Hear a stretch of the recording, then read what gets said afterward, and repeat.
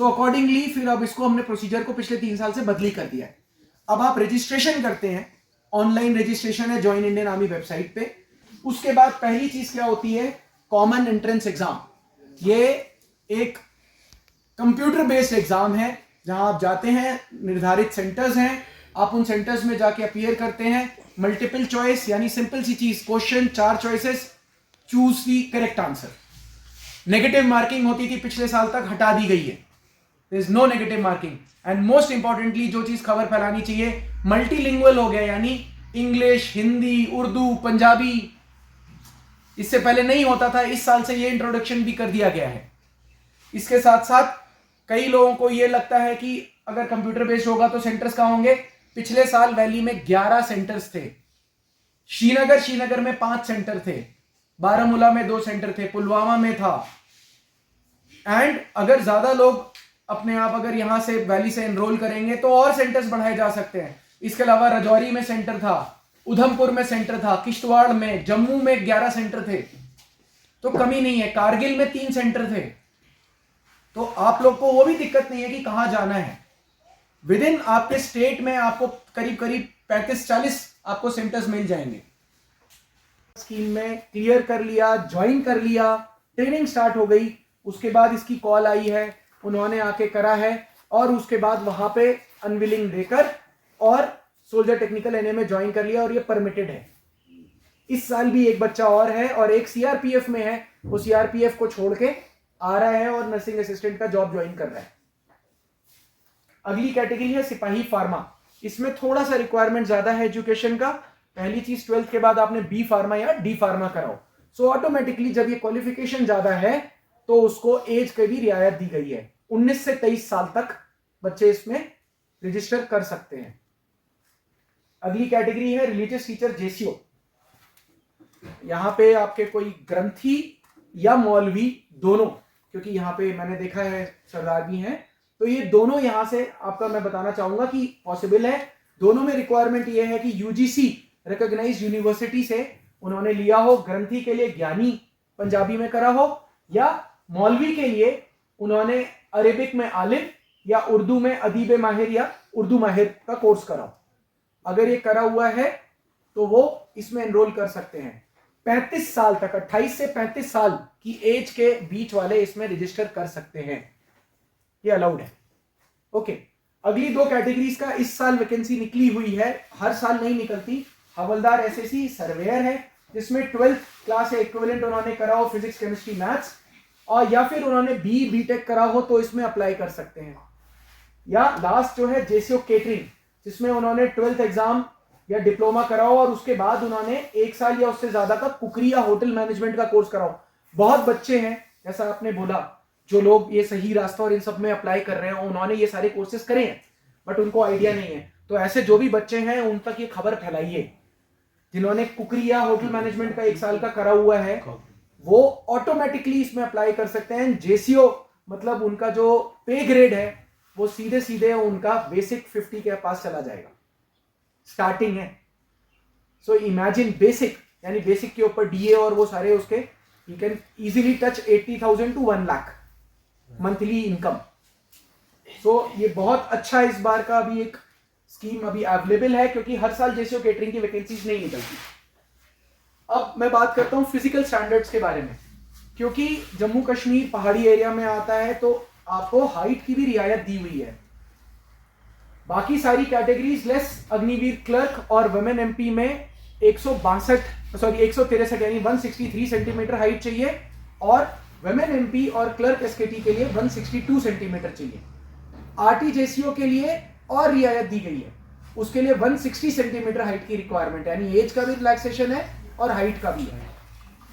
इसके साथ फिर एक मिनिमम चेस्ट का रिक्वायरमेंट आएगा 77 सेंटीमीटर का, जो मेन के लिए एप्लीकेबल है, and chest expansion main women सबके लिए एप्लीकेबल है कि मिनिमम, यानी जो हम उससे पता चलेगा कि लंग कैपेसिटी कितना है, आप कितनी सांस अंदर ले पा रहे हैं, वो 5 सेंटीमीटर चाहिए ही चाहिए। इसके बाद आपकी एज और आपकी हाइट के मुताबिक एक मिनिमम वेट होता है जो आपको रखना ही रखना है, वो मैंडेटरी है। बाद में अगर आप किसी का मैक्सिमम का जो लिखा तो है, लेकिन ये कि जब तक आप बहुत ज्यादा वेट नहीं है, ओबीस नहीं है, तो आपको रिजेक्ट नहीं करा जाता, आपको समय दिया जाता है वेट रिड्यूस करने के लिए। अब इसमें कई लोग पूछते हैं रियायत क्या है। रियायत सिर्फ एक तरीके से है, अगर आप आउटस्टैंडिंग स्पोर्ट्स पर्सन है, यानी आप बहुत अच्छा कोई गेम खेले हुए हैं। अगली स्लाइड में मैं वो भी दिखाऊंगा। आर्मी कुछ गिने चुने स्पोर्ट्स को रिकॉग्नाइज करती है और उसमें भी उनकी जो गवर्नमेंट वाली जो रिकॉग्नाइज जो एसोसिएशन है स्पोर्ट्स की, उनके सर्टिफिकेट्स चाहे स्टेट पे हो चाहे नेशनल लेवल, सिर्फ उनका सर्टिफिकेट अगर आप लाते हैं तो आपको रियायत मिलेगी। फिजिकल स्टैंडर्ड्स में क्या, हाइट के लिए 2, चेस्ट के लिए 3 सेंटीमीटर, चेस्ट के लिए 3, मेन के लिए एप्लीकेबल है, खाली किसमें मिनिमम चेस्ट यानी 77 की जगह 74 अलाउड है, एक्सपेंशन में कोई रियायत नहीं, एंड वेट में 5 kgs। अब आउटस्टैंडिंग स्पोर्ट्स पर्सन कौन होते हैं? पहली चीज तो मैं बात करूंगा कौन से स्पोर्ट्स जो मैंने बोला ये आपको दिखाता हूं। सिर्फ यही स्पोर्ट्स हैं जिनमें अगर एक बच्चे ने गेम खेला है किसी लेवल पे और वहां पोजीशन ली है तभी उसको रियायत मिलेगी और साथ में बोनस मार्क्स भी मिलेंगे। अच्छा, दूसरी चीज एक और ये बता दूं, आप लोग कतई परेशान मत होइएगा कि बाय चांस आपको कि ये डेटा बाद में मेरे जाने के बाद कहां मिलेगा। ज्वाइन इंडियन आर्मी वेबसाइट पे सब ये डेटा अवेलेबल है। आज की डेट में आप सबके पास स्मार्टफोन है, कोई दिक्कत नहीं आएगी, सिर्फ ज्वाइन इंडियन आर्मी खोलो, हर एक डेटा जो यहां पे है सब कुछ वहां अवेलेबल है, आपको सब मिल जाएगा।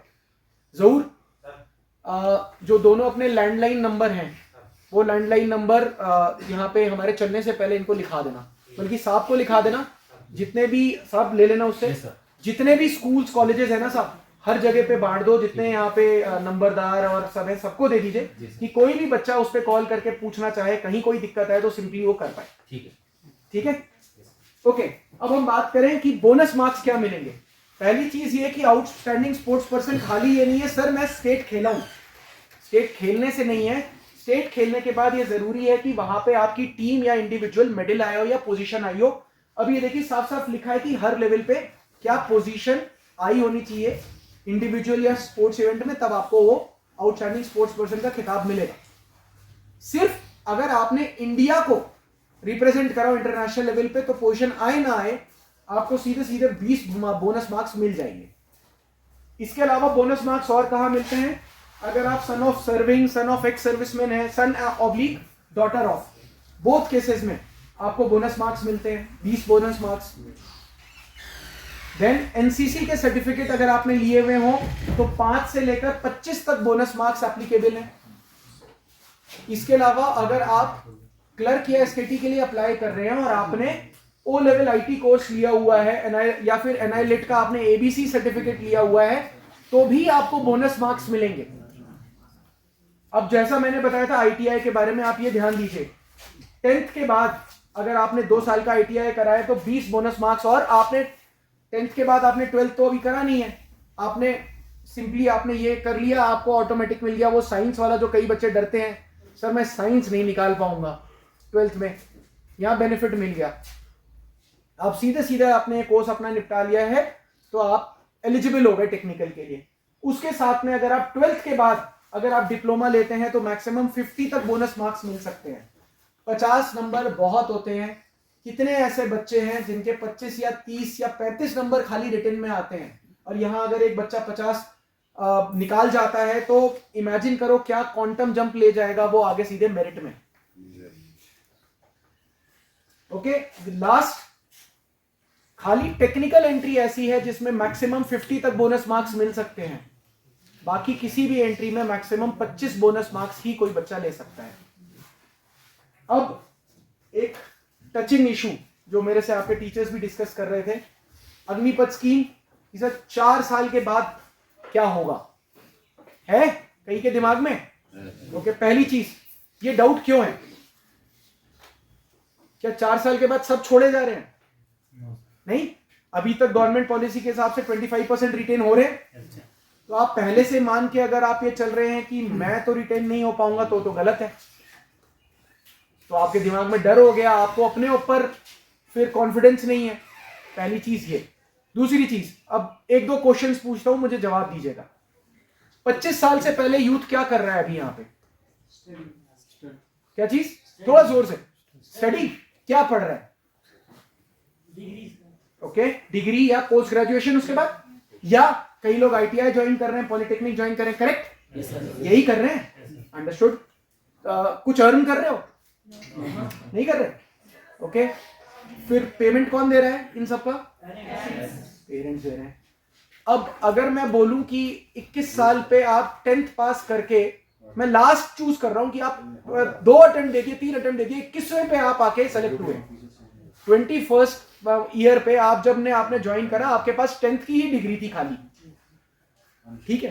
तो आपने जब ज्वाइन कर लिया, 4 साल आप वहां पे काम कर रहे हैं, 25 साल तक आप क्या कर रहे थे? पढ़ाई कर रहे थे। अब आपने 10th करके ज्वाइन करा, 25वें साल पे जब निकलते हो, 10th वाले को 12th की डिग्री उसके हाथ में मिलेगी, कोई नुकसान नहीं। और एमेल्यूमेंट्स हम आगे डिस्कस करेंगे। अगर 12th करके ज्वाइन करा था तो न्यू एजुकेशन फिलॉसफी या पॉलिसी जो आप बोल लीजिए, उसके हिसाब से क्रेडिट पॉइंट्स लेने हैं हायर एजुकेशन के लिए। आपने जो काम करा उसके 50% क्रेडिट पॉइंट्स आप इसी में एक्यूमुलेट कर लोगे अपने काम का। थोड़ा और मेहनत करोगे तो फर्स्ट क्लास डिग्री लेके पास होगे। ग्रेजुएशन ही कर रहे थे ना, अब ग्रेजुएशन करते करते अगर आपको ये पे पैकेज मिले तो क्या ये खराब है?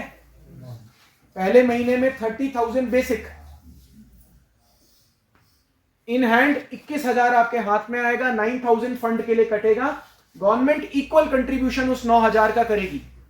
हर साल 10% इंक्रीमेंट होगा, यानी चौथे साल में इस मुताबिक जिसने अग्निवीर को पहले महीने से 40,000 बेसिक प्लस गवर्नमेंट का कंट्रीब्यूशन 12,000 मान ले, 52,000 रुपीज हो गया। और इसके ऊपर से जो अलाउंसेस हैं वो अलग हैं, मेडिकल जो आपका एंटरटेनमेंट है अलग है, ट्रैवल एंटरटेनमेंट अलग है। अब ये पूरे जो आपका फंड है जो इकट्ठा हो रहा है, इसको लास्ट में 4 साल के बाद आपको दिया जाएगा सेवा निधि के तौर पर। अगर मैं सिर्फ ये जो कंट्रीब्यूट करा सिर्फ इसी को इंक्लूड करूं, इंटरेस्ट ना मिलाऊं, तो भी ये 10 लाख के आसपास होता है। और अगर इंटरेस्ट रेट क्यों नहीं अभी इंक्लूड करा कि इंटरेस्ट रेट वेरी करता रहता है। अभी जो इस समय प्रेजेंट रेट चल रहा है उसके हिसाब से ये 11.7 लाख हो जाता है। और अगर हम यहां की बात करें जो इन हैंड आ रहा था पहले साल में करीब करीब 2,50,000, 2.5 लाख रुपए। बाहर मुझे लोग बताते हैं 15,000 की नौकरी भी आराम से नहीं मिल पा रही है। Am I correct?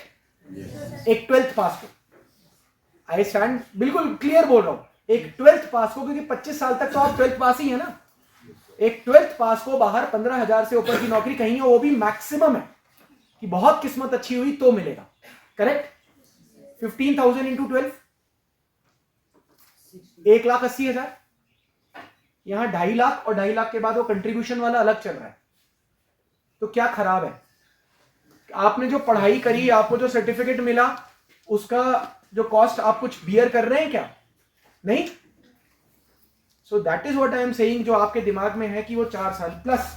अब 4 साल के बाद कौन है वो जो बाहर जा रहे हैं? पहली चीज, कई लोग ऐसे हैं जब हम कोई चीजें करते हैं, हम स्टार्ट करते हैं, किसी जॉब में जाते हैं, किसी प्रोफेशन में, या कुछ पढ़ाई स्टार्ट करते हैं, कोई गेम ही खेलने लगते हैं, आफ्टर सम टाइम हमें लगता है ये हमारे लिए नहीं है। हाँ या ना? होता है। तो ये 4 साल इसलिए ये चूज करा गया है कि आपको एक तरीके से एक मौका भी तो मिल रहा है कि उस 4 साल में आपको लगे नहीं भाई मेरा बहुत मन था फौज में रहने का, लेकिन मुझे नहीं लग रहा कि मैं आगे कंटिन्यू कर पाऊंगा। तो एक मौका है कि आप अपनी जिंदगी को किसी और तरीके पे जी पाए, कुछ और कर पाए आगे। और वो कैसे मिलेगा? ये जो आपके हाथ में 12 लाख के आसपास पैसा आएगा, इससे भी आप आगे कुछ पढ़ना चाहें, आपके हाथ में सैलरी भी है कम से कम 4-5 साल वाली, आप कुछ पढ़ाई भी कर लें, या इस 12 लाख को यूज करके 3 लाख का बैंक से 18 लाख का लोन उठा लीजिए, आगे अपना कुछ काम करिए। उसके अलावा खाली ये नहीं है, आपके पास कई जगह पे, मैं स्लाइड थोड़ा जंप कर रहा हूं बट मैं दिखाता हूं, आपके पास कई जगह पे एक कोटा निर्धारित करा हुआ है। सीएपीएफ में, सेंट्रल आर्म पुलिस फोर्सेस में 10%, कोस्ट गार्ड में, डिफेंस पीएसयू में, रेलवेज में 10% कोटा दिया हुआ है। इसके अलावा कई सारे जो जैसे अंबानी है, टाटा है, महिंद्रा है, इन्होंने बोला कि हमें बहुत अच्छा लगेगा कि इन लोग को हम एब्जॉर्ब करें। क्यों? लोग ये भी अगर मेरे से पूछे तो पहली चीज तो ये कि सबसे बूमिंग सेक्टर क्या है आज की डेट में, लोअर लेवल अगर हम बात करें, सिक्योरिटी, हाँ या ना? अब ऑलमोस्ट हर जगह पे आप एक सिक्योरिटी गार्ड या सिक्योरिटी एजेंसी हायर करते हुए देखते हो। कोई इवेंट हो रहा है, सिक्योरिटी वाले लगेंगे वहां पे। तो अब आप मुझे बताइए, एक वो नुमाइंदा जो 4 साल तक एक मिलिटेंट से या एक टेररिस्ट से लड़ने की जिसके पास ट्रेनिंग है, क्या वो उस सेक्टर में अच्छा नहीं करेगा? अगली चीज, इंडियन आर्मी आपको एक जीने का तरीका सिखाती है। जो सबसे बड़ी चीज है ऑर्गेनाइज्ड होना, एंड ऑर्गेनाइज्ड होने के साथ साथ क्या, एक डिसिप्लिन लाइफ जीना। एंड मोस्ट इंपॉर्टेंटली, जिंदगी में कोई भी कैसी भी चीज स्थिति सामने आ जाए, एकदम से दिमाग लगा के उस पर रिएक्ट करना। क्यों? क्योंकि आपके साथ जब आप सर्व कर रहे होगे, कई टाइम पे एक ऐसी चीज आती है जब आप ये नहीं देख सकते कि पीछे मुड़ो और पूछो क्या करूं अब। तो उस केस में आदमी अपने आप दिमाग लगाता है एंड तुरंत हरकत करता है। ये जो चीजें हैं जिसको हम अगर असल जिंदगी में लाएंगे और अगर हम अपने जॉब में लाएंगे, तो वहां जो ऑर्गेनाइजेशन होगी उसको फायदा होगा। समझ में आया? सो दैट इज वाई कि जो लोग कई बार बोलते हैं कि सर हमें बाहर ये प्रेफरेंशियल जॉब ट्रीटमेंट क्यों देंगे, वो इस वजह से देंगे। अब मैंने आपको बताया ही था हायर एजुकेशन के बारे में, क्रेडिट पॉइंट्स वाला, अगर आप अपने टीचर से पूछेंगे वो आपको अच्छे से एक्सप्लेन भी कर पाएंगे। आप में से कई लोगों ने अभी वो एनरोल भी करा होगा ना, ABC कर लिया है ना? तो वो सर्टिफिकेशन का फिर आपको आइडिया है भी। अब एक ये पॉइंट है, कवर करूंगा, भगवान ना करे कि ऐसी स्थिति कभी आए, लेकिन अगर ऐसा होता भी है कि डेथ या डिसेबिलिटी के केस में भी एक अग्निवीर बहुत अच्छे से कवर्ड है। In case of death 48 lakh उसको नॉन कंट्रीब्यूटरी इंश्योरेंस पॉलिसी से वो है। हम जब रेगुलर सोल्जर या ऑफिसर्स हम अपनी इंश्योरेंस के लिए खुद कंट्रीब्यूट करते हैं, लेकिन एक अग्निवीर को कोई कंट्रीब्यूशन नहीं देना है। 48 लाख वो, इसके अलावा एक्स ग्रेशिया 44, यानी करीब करीब 92 लाख का ये कवर हो गया। और इसके साथ में उसका जो सेवानिधि का कंप्लीट कंपोनेंट होता 4 साल वाला, वो भी उसको वापस दिया जाएगा। In case of disability 100% disability पे 44 लाख एंड रिड्यूसिंग स्केल पे 50% पे 22 लाख दिया जाता है। अब जैसा मैंने पहले बोला, रजिस्ट्रेशन कहां पे खुला हुआ है? ज्वाइन इंडियन आर्मी वेबसाइट पे, और 25 तारीख तक खुला हुआ है। ज्वाइन इंडियन आर्मी वेबसाइट कुछ इस तरीके से दिखती है। तो अगर आप अग्निपथ स्कीम में रजिस्टर करेंगे, तो जैसे ये जो आया है ड्रॉप डाउन मेन्यू, ऐसा ही होगा। यहां पे आपको जाके यूजर रजिस्ट्रेशन पहली बार में करना होगा। मैंने रेगुलर कार्डर में क्यों खोला है कि उन बच्चों के लिए जो अग्निपथ स्कीम के अलावा अगर रेगुलर कार्डर वाली एंट्री में डालते हैं, उनको एक अलग आईडी और बनानी होगी।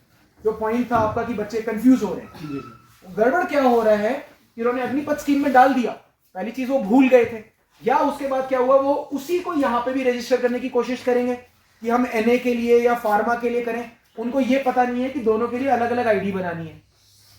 क्यों? क्योंकि उन्होंने आगे फ्रीक्वेंटली आस्क्ड क्वेश्चंस और वो सारी चीजें सेक्टर साइड पे देखी नहीं। समझ में आई बात? तो वो चीज है, आपको ये ध्यान देना है कि अग्निपथ स्कीम के लिए अलग एक रजिस्ट्रेशन खोलना है, रेगुलर कार्डर के लिए अलग, और ऑफिसर सिलेक्शन के लिए अलग, 3 अलग अलग आईडी बनानी। समझ में आई बात? ओके। इसी में अगर आप देखें तो सबसे पहली चीज है एलिजिबिलिटी की। आप खोलें और जितने पॉइंट मैंने डिस्कस करे सब आपको उसमें मिल जाएगा कि आपका एलिजिबिलिटी कंडीशंस क्या है। उसके अलावा आपने जब रजिस्टर कर लिया तो फर्स्ट टाइम आप अप्लाई करेंगे। रजिस्ट्रेशन आपका आधार के थ्रू हो सकता है, आपके जितना जो डॉक्यूमेंट्स हैं वो डिजी लॉकर पे अपलोड करके, जो गवर्नमेंट ने बना रखा है, डिजी लॉकर के थ्रू भी आप एनरोल कर सकते हैं। इसके अलावा आपका ऑनलाइन कॉमन एंट्रेंस एग्जाम जो मैंने बोला, इसके प्रैक्टिस के जो मॉक क्वेश्चन पेपर है साइट पे अवेलेबल है, यहीं जाके भी आप प्रैक्टिस कर सकते हैं। बट ये मान के मत चलना कि इसके सारे पेपर मैंने कर लिए तो मैं पास हो जाऊंगा या पास हो जाऊंगी, वो मैं आगे भी डिस्कस करूंगा। लास्टली टाइपिंग टेस्ट जो आपको देना पड़े क्लर्क एसकेटी के लिए, वो भी इसमें मॉड्यूल है कि इसके ऊपर आप टाइपिंग करके चेक कर सकते हैं कि आपकी स्पीड ठीक है कि नहीं है, आप पास होंगे कि नहीं। अब जब नोटिफिकेशन अपलोड होता है, जैसा इस समय भी अपलोडेड है, इस तरीके से आता है। मैंने लाल में क्यों करा है, जो मैंने पहले भी बोला था, वुमेन MP और जो सेंट्रल कैटेगरी वाला है उनका ZRO जलंधर के नाम से यहां पे नोटिफिकेशन निकला होगा। नोटिफिकेशन का काम कहां आएगा आपको आगे, जब आप रिटन एग्जाम क्लियर कर लेते हैं तो इसी से आपको वो फॉर्मेट मिलता है जिससे आपको डॉक्यूमेंट्स बनाने हैं। रादर मेरी आपसे एडवाइस ये है कि अभी से अपने डॉक्यूमेंट्स को ठीक करो, नहीं तो कई बच्चे हैं जो लास्ट में फंस जाते हैं। इसके अलावा इस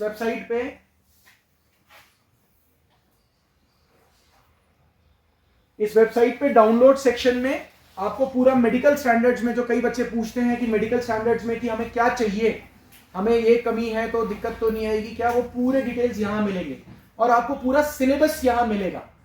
अब जो मैंने पॉइंट बोला था, सिलेबस जरूर निकालिए और पूरे सिलेबस पे ध्यान दीजिए। ये मत मान के चलिए कि आपने एक बुक कहीं से उठाई और मैंने ये बुक पूरी कंप्लीट कर ली है तो अब मैं पास हो जाऊंगा या पास हो जाऊंगी। गड़बड़ वही होता है, आपको नहीं पता वो बुक जिसने बनाई थी उसने पूरा सिलेबस ध्यान दिया है कि नहीं, या वो बुक आज से 4 साल पहले बनी है, बाद में सिलेबस चेंज हो गया है, उन्होंने उसको चेंज करा है कि नहीं। तो सिलेबस को चेक करके अकॉर्डिंगली पक्का पूरे सिलेबस पे ध्यान दीजिए। मेरिट लिस्ट में ज्यादा से ज्यादा बच्चों को दिक्कत वहीं आती है, बोलते हैं हमने 100% मार्क्स फिजिकल में लिए लेकिन उन्होंने रिटन पे ध्यान नहीं दिया, वो मेरिट लिस्ट में रह जाते हैं। तो इसलिए बहुत जरूरी है। ओके, इसके अलावा आपका इसी वेबसाइट पे जो मैंने पहले बोला था, फ्रीक्वेंटली आस्क्ड क्वेश्चंस, आपको जो भी समझ में नहीं आ रहा है, जहां पे भी शक है, इस सेक्शन पे आप जाएंगे, वहां पे सारे क्वेश्चन आंसर आपको मिलेंगे, इंग्लिश में भी हिंदी में भी। डाउनलोड सेक्शन में आपको पहले दिखा चुका हूं। साथ में जैसा मैंने अभी बोला, आपको नंबर दे दिया जाएगा मेरे ऑफिस का, अभी आप लोग कांटेक्ट कर सकते हैं जिन्होंने भी पहले अपना अकाउंट बनाया हुआ है। और अगर आपको मैं अभी नौकरी लगवाता हूं, मैं रिक्रूटमेंट करता हूं, कोई मदद नहीं कर पाएगा। जैसा मैंने बताया, एग्जाम कंप्यूटराइज्ड, जब आप रैली के लिए आएंगे पूरी चीज कैमरे लगे होंगे, सब कुछ कंप्यूटर में फीड होता जाएगा जैसे जैसे आप काम करेंगे। आपकी कोई मदद नहीं कर सकता, सिर्फ आप अपनी मेहनत से आप क्लियर कर सकते हैं। तो ये मत मान के चलिए ये जितने लोग हैं इनका काम क्या है, ये सामने 4 लोग बैठे, इन 4 से लेंगे, ये 3 लोग कंपिटेंट हैं, इनमें से 2 बच्चे क्लियर कर गए, बोले देखो मैंने पास कराया। अगली बार इन दोनों ने और मेहनत करी, ये भी क्लियर करेंगे, वो बोलेगा देखो पिछली बार नहीं करा पाया, इस बार मैंने क्लियर कराया। और असलियत क्या है, इन्होंने अपनी मेहनत से करा। तो अपने वालिदा साहब के पैसे बर्बाद मत करिए, कोई नहीं कर पाएगा कुछ भी, ये सब फ्रॉड है। अंडरस्टूड?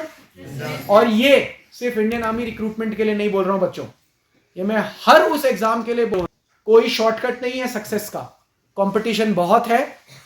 आप लोग के दिमाग में अगर ये है कि वैली में जॉब्स कम है, ये गलत है। जॉब्स की कमी हर जगह है, कंपटीशन हर जगह है, तो मेहनत करिए, ठीक है? ओके, किसी का कोई क्वेश्चन? नो? हाँ बोलिए सर। जो लखनऊ में मीटिंग हुई थी तो उसमें सी सर्टिफिकेट का बता रहे थे कि सी सर्टिफिकेट को रिटर्न नहीं होगा। सर संडे को न्यूज़ आई थी,